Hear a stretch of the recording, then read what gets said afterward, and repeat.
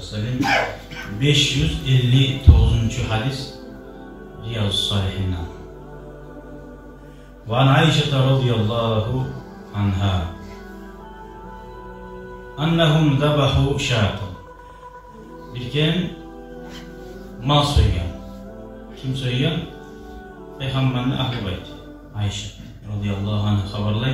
Faqala Nebi Peygamber aytti sallallahu aleyhi ve sellem ma baqiya minha. Ayağı soyulgan maldan nizat kaldı deb soradı. Allah'ın elçisi.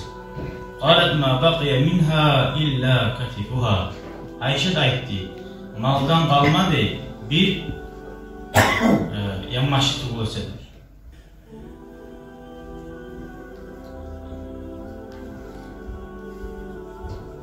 Qal baqiya kulluha gayra katifiha. Peygamber aleyhisselam aytti. Barisi de kalgan şu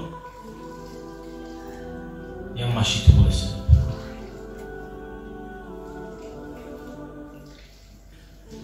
Bundan ne amaçlı? Hani bir zatta olmalı da mu? Mesela sadaka etken zatında boş yetmeyeceğini anlattı Peygamber Aleyhisselam. Kalmadı deyin sözünü arı vurmadı sadaka etken zatta. Anlattı şu barda sadaka etken zat şu kaldı ahiratta da immaları.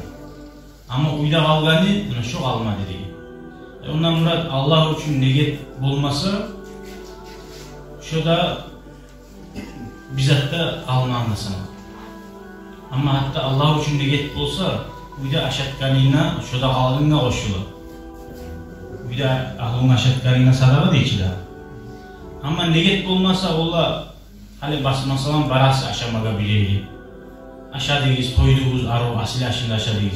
Negetiniz olmasa Allah içindir. Arkadaşlarına aşatmak, sadaka etmek, dost kardeşini attırmak, suyundurmaktır olmasa şu akşayı aşağıdayız ne hak etti? 1.000 manat, 2.000 manat, 3.000 manat harcı ediyiz. Şu boşuna gitti. Şu kadar dalil kaydı. Peygamber Aleyhisselam ekranızı. Şundan bizzatı da kalmadı. Katifuha yanmaşı, immaşı mı? Yanmaşı mı? Ne çıktı? Kalağı. Kalağı yanmaşı tüp yani bazı cahil. Şu kalağı da baytması yok aytamı. Kalağı. Burada değil kalağı. Yanmaşı azı arı olaçı da. Burada değil abi, biraz azı olur.